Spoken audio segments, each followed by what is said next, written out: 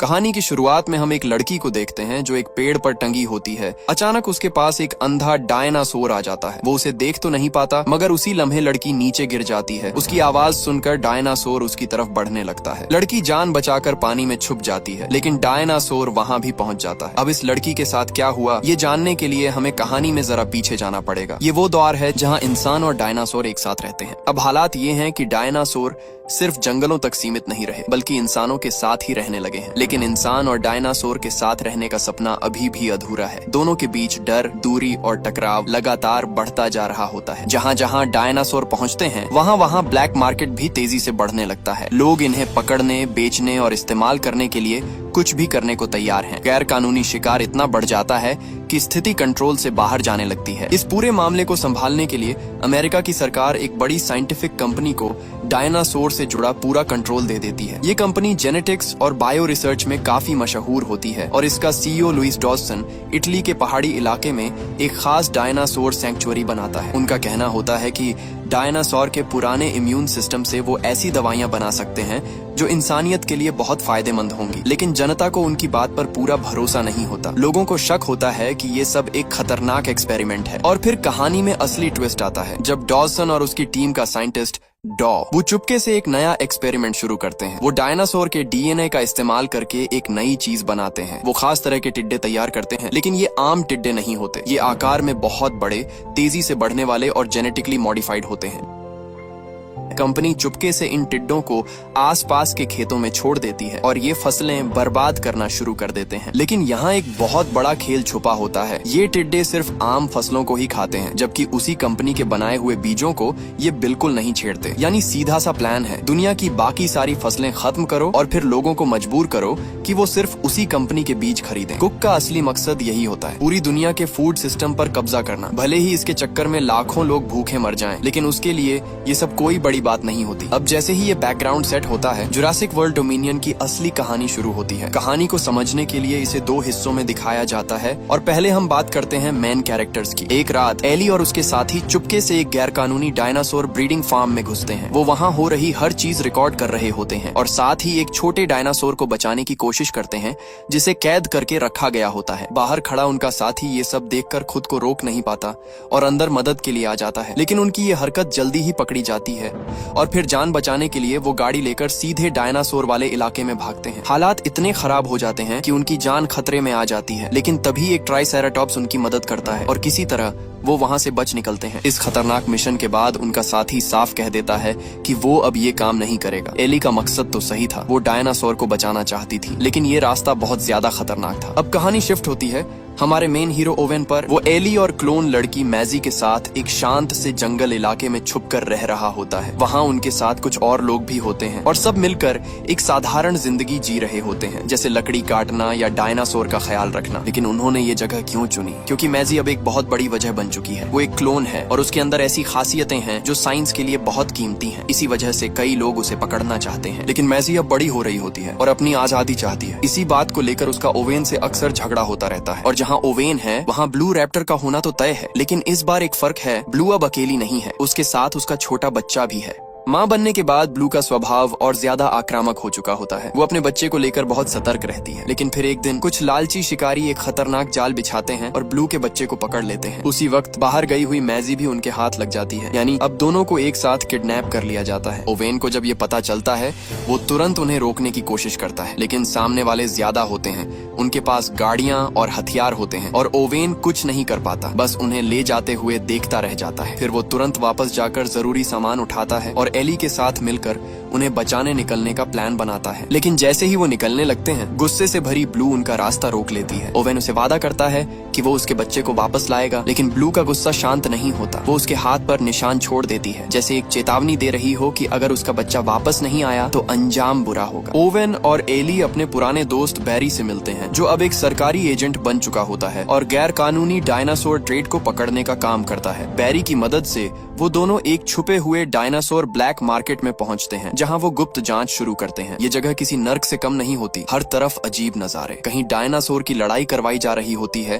कहीं उनका सौदा हो रहा होता है और हैरानी की बात ये कि कुछ जगहों पर तो डायनासोर का मांस तक पकाया जा रहा होता है। बैरी उन्हें चेतावनी देता है कि यहाँ हर तरह के खतरनाक लोग मौजूद हैं, इसलिए हर कदम सोच समझकर रखना होगा। इसी दौरान एली वॉशरूम में एक महिला से मिलती है। बातचीत के दौरान एली खुद को रोक नहीं पाती और मैजी की तस्वीर दिखाकर उसके बारे में पूछती है। चौंकाने वाली बात ये निकलती है कि वही महिला उस टीम का हिस्सा थी जिसने ब्लू के बच्चे को ट्रांसपोर्ट किया था। वो बताती है कि उसने मैजी को भी वहाँ देखा था, लेकिन हालात इतने खराब थे कि वो ज्यादा कुछ बताने की हिम्मत नहीं कर पाती। तभी वहाँ पर शिकारी गैंग का लीडर रेन डेलाकॉर्ट अपने आदमियों के साथ पहुँचता है। वो यहाँ एक बड़ी डील करने आया होता है। क्लाइंट की डिमांड होती है कुछ खास तरह के ट्रेन किए गए रैप्टर्स जो लेजर के इशारे से अपने शिकार को पहचान कर हमला करते हैं। जैसे ही डील पूरी होने वाली होती है, अचानक एजेंट्स वहाँ रेड कर देते हैं। अफरा तफरी मच जाती है। हर कोई अपनी जान बचाने के लिए भागने लगता है। ओवेन आगे बढ़कर रेन का पीछा करता है और दोनों के बीच एक खतरनाक पीछा शुरू हो जाता है। पूरा ब्लैक मार्केट जंग का मैदान बन जाता है। जब रेन को कोई रास्ता नहीं मिलता तो वो चालाकी से एक बड़े डायनासोर को छोड़ देता है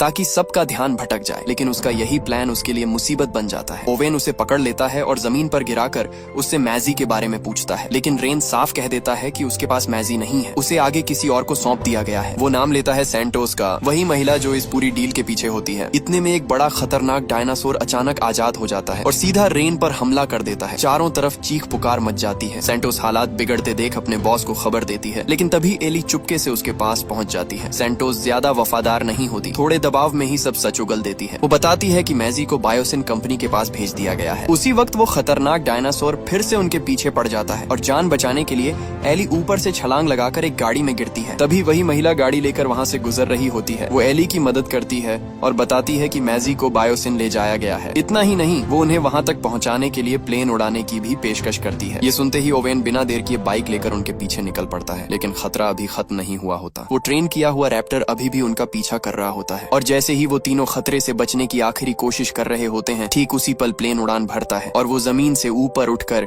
किसी तरह उस मौत से बच निकलते हैं। अब कहानी एक नई दिशा में मुड़ती है। फोकस आता है पुराने किरदारों पर, जहां हम मिलते हैं पैलियोंटोलॉजिस्ट एली सैटलर से और काफी समय बाद उनकी मुलाकात होती है डॉ एलन ग्रांट से। वो उसे एक अजीब सा बड़ा टिड्डा दिखाती है। एली को शक होता है कि इसके पीछे किसी बड़ी कंपनी का हाथ है। वो बताती है कि जिन खेतों पर इन टिड्डों ने हमला किया वहाँ सिर्फ एक ही तरह की फसल बची है और वो है उसी बड़ी कंपनी के बनाए हुए बीज। यानी कोई बहुत चालाकी से पूरी फूड सप्लाई को कंट्रोल करने की कोशिश कर रहा है। सच जानने के लिए एली फैसला करती है कि वो सीधे उस कंपनी के डायनासोर सैंक्चुअरी में जाएगी और वहाँ से इन टिड्डों का डीएनए सैंपल लेगी। वो चाहती है कि ग्रांट भी उसके साथ चले। जल्द ही दोनों फ्लाइट से वहाँ पहुँचते हैं और कंपनी का एक कर्मचारी राम से उनका स्वागत करता है। वो उन्हें पूरे इलाके के बारे में बताता है। उनके सामने फिर से डायनासोर का वही पुराना दृश्य होता है, जिसे देखकर दोनों के अंदर पुरानी यादें ताजा हो जाती हैं। राम से समझाता है कि यहाँ हर चीज प्लान के साथ बनाई गई है। हर्बीवोर डायनासोर के लिए अलग पेड़ पौधे और मांसाहारी डायनासोर के लिए शिकार का इंतजाम। सब कुछ इस तरह सेट किया गया है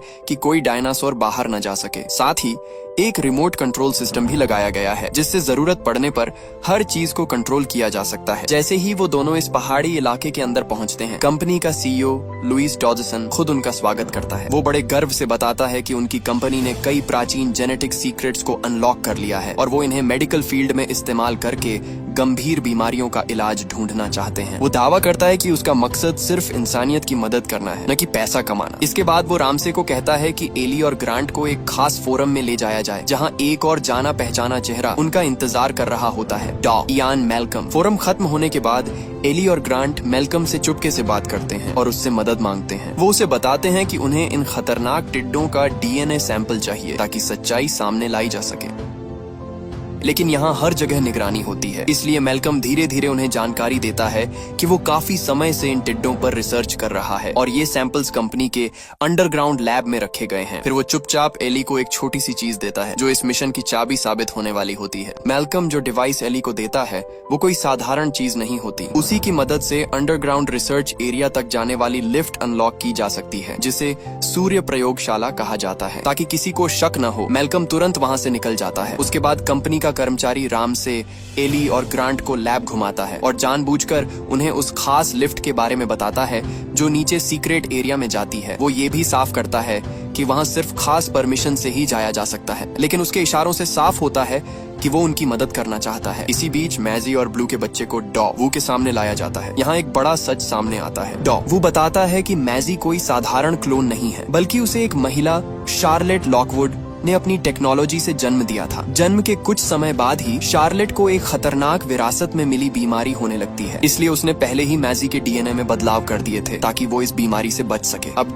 वू को उम्मीद होती है कि मैजी और ब्लू के बच्चे के जीन की मदद से वो इन खतरनाक टिड्डों को कंट्रोल करने का तरीका ढूंढ सकता है, लेकिन दूसरी तरफ डॉसन का इरादा बिल्कुल अलग होता है। वो सिर्फ इन रिसर्च का इस्तेमाल करके पैसा कमाना चाहता है। उधर एली और ग्रांट पूरी तैयारी के साथ चुपके से उस सूर्य प्रयोगशाला में घुस जाते हैं। वो जल्दी से उन म्यूटेटेड टिड्डों का डीएनए सैंपल निकाल लेते हैं, लेकिन तभी सब कुछ बिगड़ जाता है। मैजी पीछे से आकर ब्लू के बच्चे को आजाद कर देती है और अचानक लैब में अलार्म बजने लगता है। घबराए हुए टिड्डे चारों तरफ फैल जाते हैं, पूरा माहौल बेकाबू हो जाता है। एली और ग्रांट किसी तरह वहाँ से भागते हैं और उसी दौरान उनकी मुलाकात मैजी से हो जाती है। अब तीनों एक साथ हो जाते हैं और मिलकर बाहर निकलने की कोशिश करते हैं, लेकिन खतरा अभी खत्म नहीं हुआ। डॉसन को पता चल जाता है कि कोई उसके सिस्टम में घुस चुका है। वो तुरंत पूरे इलाके का सिक्योरिटी सिस्टम एक्टिव कर देता है और एयर डिफेंस भी चालू कर देता है। उसी वक्त बाहर ब्लैक पायलट लड़की जो प्लेन उड़ा रही होती है, उस पर एक विशाल उड़ने वाला डायनासोर हमला कर देता है। हालात अब पूरी तरह बेकाबू हो चुके होते हैं। आसमान में हमला, जमीन पर खतरा और हर तरफ सिर्फ मौत मंडरा रही होती है। उन्हें तुरंत इमरजेंसी लैंडिंग का फैसला लेना पड़ता है। हालत ऐसी होती है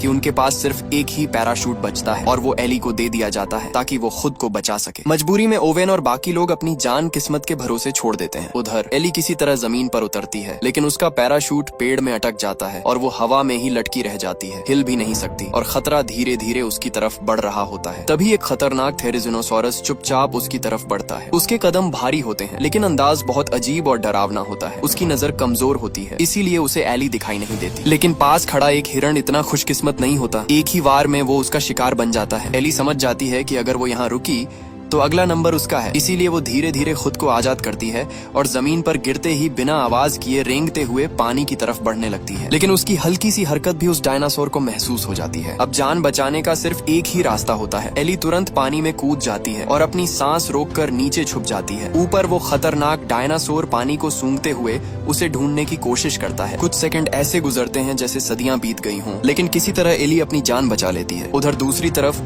ओवेन और वो पायलट लड़की भी किसी तरह क्रैश लैंडिंग से बच जाते हैं, लेकिन उनकी मुसीबत खत्म नहीं होती। जैसे ही वो वहां से निकलने की कोशिश करते हैं, एक और खतरनाक डायनासोर पायरोरैप्टर उनका पीछा करना शुरू कर देता है। वो सीधे बर्फीले पानी में कूदता है और अपने शिकार के चारों तरफ घूमकर हमला करने की कोशिश करता है। दोनों जान बचाकर भागते हैं, लेकिन अचानक ओवेन पानी में गिर जाता है। अब मौत उससे कुछ ही दूर होती है। तभी आखिरी पल पर वो लड़की उसका हाथ पकड़कर उसे बाहर खींच लेती है, लेकिन खतरा यहीं खत्म नहीं होता। वो डायनासोर बर्फ तोड़कर फिर से उनके पीछे आ जाता है। डरे हुए दोनों भागते हुए एक रास्ते से होते हुए लिफ्ट तक पहुंचते हैं और जैसे ही लिफ्ट का दरवाजा बंद होता है, वो किसी तरह इस मौत के मंजर से बच निकलते हैं। थोड़ी देर बाद वो एली को ढूंढते हुए उसी जंगल में पहुंचते हैं जहां उसका पैराशूट पड़ा होता है और साथ ही कुछ खून के निशान भी। अब दिल में सिर्फ एक ही डर होता है, क्या एली जिंदा है या फिर वो भी इस खतरनाक दुनिया का शिकार बन चुकी है। रात हो चुकी होती है, जंगल अब और भी ज्यादा खामोश लेकिन खतरनाक बन चुका होता है। उधर एली जल्दी जल्दी आगे बढ़ती है और उसे एक पुराना कंट्रोल स्टेशन मिल जाता है। वो अंदर जाती है, लेकिन उसे आराम करने का मौका भी नहीं मिलता। अचानक उसे आसपास कुछ हलचल महसूस होती है। वो सतर्क हो जाती है। तभी एक डायलोफोसॉरस चुपके से उसके सामने आ जाता है और हमला करने ही वाला होता है, लेकिन ठीक उसी पल एक मजबूत हाथ उसके गले को पकड़ लेता है। ओवेन समय पर पहुंच चुका होता है। अब दोनों फिर से मिल जाते हैं, लेकिन खतरा अभी खत्म नहीं हुआ। दूसरी तरफ डॉसन जब गहराई से जांच करता है तो उसे जल्दी ही शक हो जाता है कि इसके पीछे मैल्कम का हाथ है। वो तुरंत एली और बाकी लोगों की लोकेशन ट्रैक कर लेता है और बिना वक्त गंवाए आदेश देता है कि उनके केबिन को रोक दिया जाए। कुछ ही देर में सभी लोग एक गहरे एम्बर माइन में फंस जाते हैं जहाँ चारों तरफ खतरनाक डायनासोर छुपे होते हैं। इसके बाद डॉसन गुस्से में मैल्कम को नौकरी से निकाल देता है और रामसे को आदेश देता है कि उसे वहां से ले जाया जाए। लेकिन यहाँ एक बड़ा ट्विस्ट आता है। रामसे असल में एली और ओवेन की तरफ होता है। वो डॉसन का आदेश मानने के बजाय चुपचाप मैल्कम को नीचे ले जाता है और उसकी मदद के लिए एक गाड़ी और पूरा प्लान भी देता है ताकि वो बाकी लोगों को बचा सके। उधर एली, ग्रांट और मैजी किसी तरह खतरनाक रास्तों से निकलकर माइन के एग्जिट तक पहुंच जाते हैं, लेकिन किस्मत फिर खेल खेलती है। दरवाजा पूरी तरह लॉक होता है और पीछे से डायनासोर उनके करीब आते जा रहे होते हैं। तभी मैल्कम भी वहां पहुंचता है, लेकिन उसे भी दरवाजे का पासकोड नहीं पता होता। वो कई कोशिश करता है, लेकिन हर बार नाकाम हो जाता है। हालात अब पूरी तरह बेकाबू हो चुके होते हैं। तभी रामसे, जो सब कुछ मॉनिटर कर रहा होता है, चुपके से सिस्टम हैक करके दरवाजा खोल देता है और सभी लोग आखिरी पल में वहां से बाहर निकल जाते हैं। लेकिन खतरा अभी खत्म नहीं हुआ। डॉसन सच्चाई छुपाने के लिए एक और खतरनाक कदम उठाता है। वो आदेश देता है कि लैब के अंदर मौजूद सभी म्यूटेटेड टिड्डों को जला दिया जाए, लेकिन ये फैसला उल्टा पड़ जाता है। ये टिड्डे आग में मरने के बजाय और ज्यादा खतरनाक हो जाते हैं। वो हर तरफ फैल जाते हैं। जलते हुए लैब से बाहर निकलते हैं और आसमान में उड़ते हुए एक भयानक तबाही मचा देते हैं। पूरा नजारा ऐसा लगता है जैसे कोई प्रलय आ गई हो। एली और बाकी लोग ये सब देखते हैं, लेकिन अभी उनके पास रुकने का वक्त नहीं होता। सबसे जरूरी है वहाँ से जिंदा निकलना। इसी बीच मेलकम गाड़ी चलाते हुए कंट्रोल खो देता है और गाड़ी ढलान से नीचे पलट जाती है। और यहीं पर किस्मत एक बार फिर खेल दिखाती है। ओवेन, एली, ग्रांट, मैजी यानी पुराने और नए सभी किरदार एक ही जगह इकट्ठा हो जाते हैं, लेकिन उन्हें मिलने का मौका भी नहीं मिलता, क्योंकि उसी समय जंगल का सबसे खतरनाक शिकारी उनके सामने आ जाता है, गिगानोटोसॉरस। वो विशालकाय दानव उनकी तरफ बढ़ रहा होता है और सभी लोग डर के मारे गाड़ी के पीछे छुप जाते हैं। सांसें थम जाती हैं, हर कदम भारी लगने लगता है। अब सिर्फ एक सवाल बचता है, क्या ये सभी लोग मिलकर इस आखिरी खतरे का सामना कर पाएंगे या फिर यही उनका अंत होने वाला है? गिगानोटोसॉरस की सूंघने की ताकत इतनी तेज होती है कि वो इंसानों की मौजूदगी तुरंत महसूस कर लेता है। मजबूरी में सभी लोग ऑब्जर्वेशन टावर पर चढ़ जाते हैं ताकि अपनी जान बचा सकें। मैजी जैसे ही आधी चढ़ाई तक पहुंचती है, तभी वो दानव अपना विशाल मुंह खोलकर उसे पकड़ने की कोशिश करता है। बस किस्मत अच्छी होती है कि वो किसी तरह बच जाती है, लेकिन ऊपर पहुंचकर भी खतरा खत्म नहीं होता। असल में टावर की ऊंचाई और उस दानव का कद लगभग बराबर होता है, यानी वो सीधे उन तक पहुंच सकता है। अब सभी लोग सच में उसके सामने फंसे हुए होते हैं। इसी नाजुक पल में मेलकम एक चाल चलता है। वो एक जलता हुआ टिड्डा उठाता है और उसे गिगानोटोसॉरस की तरफ फेंक देता है। जैसे ही वो उसके मुंह में जाता है, जलन की वजह से वो दर्द में पागल हो जाता है। गुस्से में आकर वो पूरे टावर को तोड़ने लगता है। हालात इतने बिगड़ जाते हैं कि टावर कभी भी गिर सकता है। एली का पैर तारों में उलझ जाता है और वो नीचे की तरफ खींचने लगती है। अगले ही पल वो दानव उसे पकड़ लेता है। उसी वक्त पायलट लड़की गोली चलाकर उस दानव का ध्यान भटकाने की कोशिश करती है और एली मौका देखकर एक इलेक्ट्रिक डंडा उठाती है और सीधा उसकी आंख में घुसा देती है। ये वार इतना खतरनाक होता है कि गिगानोटोसॉरस दर्द से तड़प उठता है और मजबूरी में उन्हें छोड़कर पीछे हट जाता है। लेकिन खतरा अभी भी खत्म नहीं हुआ। आसमान में अभी भी जलते हुए टिड्डे उड़ रहे होते हैं। आग हर तरफ फैल रही होती है। पूरा माहौल किसी तबाही से कम नहीं लगता। अब डॉसन भी घबरा जाता है और तुरंत सभी कर्मचारियों को इवैक्यूएट करने का आदेश दे देता है। इसी बीच पायलट लड़की एक प्लान बताती है कि अगर वो लोग एयर डिफेंस सिस्टम को दोबारा चालू कर दें तो वो अपने प्राइवेट प्लेन से यहाँ से निकल सकते हैं। बस फिर क्या, सभी लोग तुरंत एक्शन में आ जाते हैं। वो कंट्रोल रूम में पहुंचते हैं जहाँ राम से पहले से मौजूद होता है। वो बताता है कि पावर बहुत कम है, इसलिए सारे सिस्टम बंद करके सिर्फ जरूरी जगह पर बिजली भेजनी होगी। अब सभी लोग टीम में बंट जाते हैं। एली और एली सिस्टम बंद करने निकलते हैं। मेलकम और राम से उन्हें रास्ता दिखाते हैं। ओवेन, ग्रांट और मैजी ब्लू के बच्चे को ढूंढने जाते हैं और पायलट लड़की प्लेन तैयार करती है।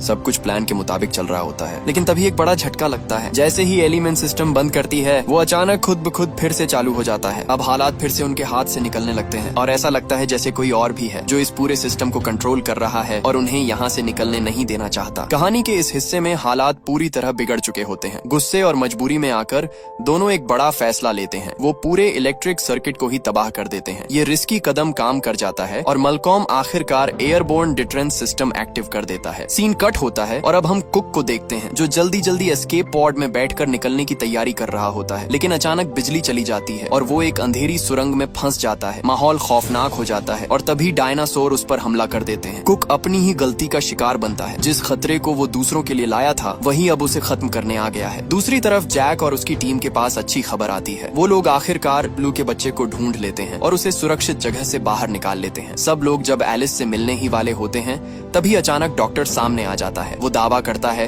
कि अभी भी सब कुछ ठीक किया जा सकता है। फिर वो एक बड़ा खुलासा करता है। शार्लेट ने लड़की के शरीर के अंदर सेल्स को बदल दिया है। अगर वो इस रहस्य को समझ ले तो टिड्डियों लोकस्ट्स के जरिए एक्सपेरिमेंट करके इस खतरे को रोका जा सकता है। तभी अचानक हेलीकॉप्टर की आवाज आती है। ब्लैक पायलट लड़की सही टाइम पर पहुंच जाती है। सब लोग निकलने ही वाले होते हैं कि तभी रास्ते में एक खतरनाक टी रेक्स आकर खड़ा हो जाता है। लेकिन ट्विस्ट ये होता है कि टी रेक्स का निशाना टीम नहीं, बल्कि उनके पीछे खड़ा उसका पुराना दुश्मन होता है, गिगानोटोसॉरस। दोनों दानव आमने सामने होते हैं और बिना एक शब्द बोले भयंकर लड़ाई शुरू हो जाती है। टी रेक्स पूरी ताकत लगाता है, लेकिन गिगानोटोसॉरस उससे ज्यादा ताकतवर साबित होता है और उसे हरा देता है। अभी पायलट लड़की एक चालाकी करती है। वो एक सिग्नल फ्लेयर फेंकती है, जिससे पास खड़ा थेरेजिनोसॉरस भी लड़ाई में शामिल हो जाता है। अब सीन और भी खतरनाक हो जाता है। दो खतरनाक डायनासोर मिलकर गिगानोटोसॉरस पर हमला करते हैं। इसी मौके का फायदा उठाकर टीम जल्दी से प्राइवेट जेट में बैठकर उड़ जाती है। लेकिन कहानी यहीं खत्म नहीं होती है। टी-रेक्स सही मौका देखकर गिगानोटोसॉरस को जोर से धक्का देता है और वो सीधा जाकर थेरेजिनोसॉरस के खतरनाक तेज पंजों क्लॉज पर गिरता है। बस यहीं गेम खत्म हो जाता है। इतिहास का सबसे बड़ा मांसाहारी डायनासोर यहीं ढेर हो जाता है और उसकी किंग बनने की कहानी यहीं खत्म हो जाती है। इसके बाद कहानी अपने एंड की तरफ बढ़ती है। एवा और उसकी टीम बायोसिन कंपनी को कोर्ट में ले जाती है ताकि उनके किए गए एक्सपेरिमेंट्स का हिसाब लिया जा सके। दूसरी तरफ डॉ वो भी टिड्डियों लोकस्ट्स वाले खतरे को कंट्रोल कर लेता है। वो सबके सामने सच्चाई बताता है कि इस सब का असली क्रेडिट शार्लेट नाम की महिला को जाता है जिसने ये सब मुमकिन किया। अब बायोसिन की पुरानी जगह को एक शांत और सुरक्षित डायनासोर सैंक्चुरी में बदल दिया जाता है जहाँ ये जीव इंसानों से दूर सुकून से रह सकें। धीरे धीरे सारे झगड़े, खतरे और मुश्किलें खत्म हो जाती हैं और दुनिया फिर से शांत हो जाती है। यहीं पर इस कहानी का सफर खत्म होता है, एक बड़े और यादगार एंड के साथ। आखिर में हिंट दिया जाता है कि इस सीरीज का अगला पार्ट भी आ सकता है, जिससे ये साफ है कि ये दुनिया अभी पूरी तरह खत्म नहीं हुई।